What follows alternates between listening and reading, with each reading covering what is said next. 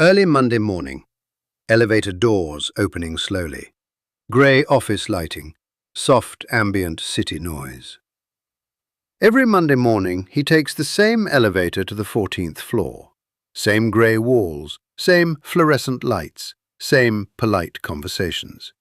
And every Monday, he quietly hopes nobody speaks to him before coffee. A co-worker enters. "Morning. Good weekend?" He smiles automatically, too quickly. "Yeah, pretty quiet." But while the conversation continues, his brain is already spiraling. Did that sound awkward? Should I ask the question back? Am I being weird again? 20 seconds later, the elevator opens. Everyone walks out normally. But somehow, his social battery already feels half empty. Quick cuts, him fake smiling in a crowded cafe, standing silently at an office party, staring out a train window at night. And the strange thing is, that same person could stay awake until 2 a.m. talking deeply with one close friend about childhood memories, loneliness, music, human nature, why people hurt each other, without feeling drained at all. If that feels familiar, there's a good chance you don't hate people. You just hate meaningless conversation. And psychology has discovered a fascinating reason why. Apartment at night. Warm lamp lighting.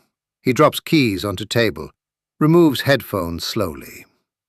For years, people who struggled with small talk were labelled awkward, antisocial, cold, or too sensitive. They kept hearing, "Relax, you think too much. It's just conversation." But Susan Cain, author of Quiet, made an important distinction that changed how millions of people understood themselves. She said, "Shyness is fear of social judgment. Introversion is how you respond to stimulation." Those are not the same thing. You can be emotionally intelligent, confident, warm, deeply empathetic, and still feel exhausted after a few minutes of casual social interaction. Not because you hate people, but because your brain processes stimulation differently. Networking event, loud, overlapping conversations, camera slightly handheld. Psychologist Hans Eysenck believed introverts naturally operate with higher baseline levels of cortical arousal. In simple terms, their brains are already full. So the same environment that energizes extroverts can overwhelm introverts. He quietly steps out onto apartment balcony during party. And here's what's interesting. Most introverts do not hate conversation. They hate emotionally empty exchanges, automatic responses, conversations that feel performative. They can spend hours discussing psychology, films, memories, fears, life itself, but somehow feel exhausted by busy week, because small talk often doesn't feel like connection. It feels like acting. He sits alone in his parked car outside a party, engine off, silence. Maybe the hardest part isn't the conversation itself, it's the first 90 seconds, the moment where your brain begins calculating everything. How confident should I sound?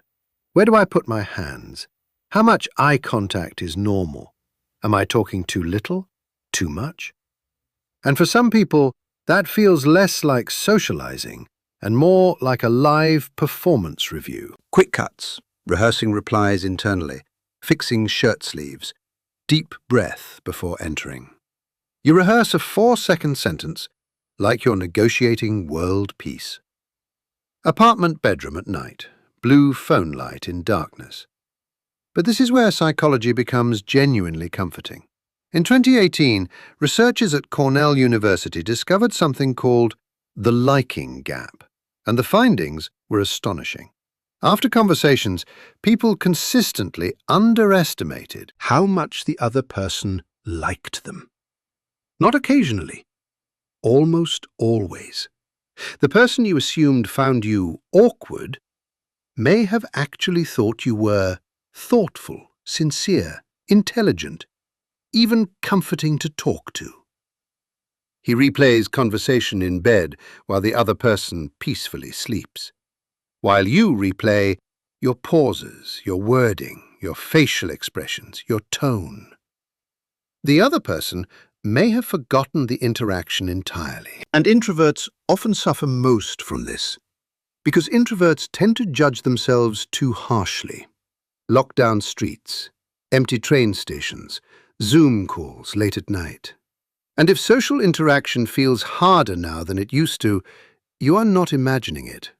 The pandemic quietly disrupted millions of people's social rhythm. The tiny daily interactions that once maintained social confidence, chatting with co-workers, brief eye contact, random conversations, small human moments, disappeared for months. And for many people, the brain never fully regained its rhythm. Now, even simple conversations can feel strangely exhausting, like your mind forgot the choreography.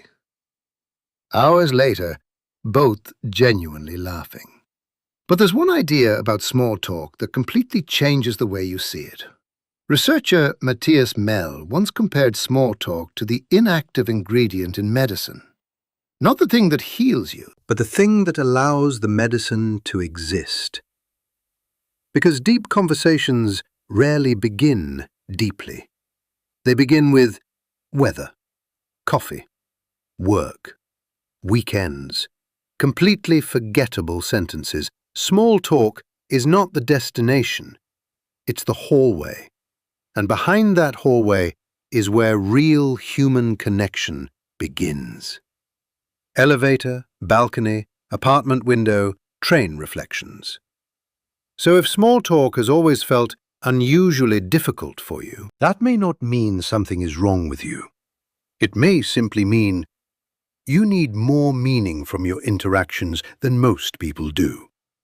Maybe your brain processes stimulation more intensely, evaluates itself more harshly, and craves sincerity more deeply. And strangely enough, the people who struggle most with shallow conversation are often the people who observe the most, feel the deepest, and care the most sincerely. They do not want less connection. They want more real connection. And those are very different things. Late-night apartment, rain outside window, warm lamp glow.